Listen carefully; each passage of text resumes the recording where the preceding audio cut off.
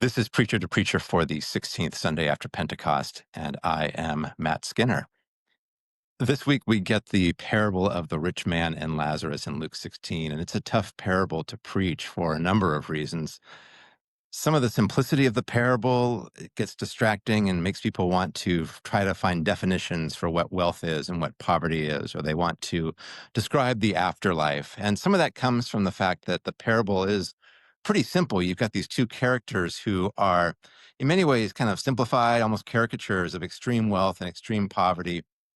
And that strips the parable in some ways of its power to convict, or maybe because all the parable can do is convict, we try to weasel our way out of it. I mean, it's a parable where the rich man and Lazarus can see each other at a gate, either through a gate or as they might pass by. And even in the afterlife, with this chasm they can see across. In our modern world, we build walls, right? If we don't want to see people who live differently than us, we just build walls to keep them away, whether those are physical walls or zoning laws or ways we design our economies and our neighborhoods. This week, you might want to approach the parable as one about proximity.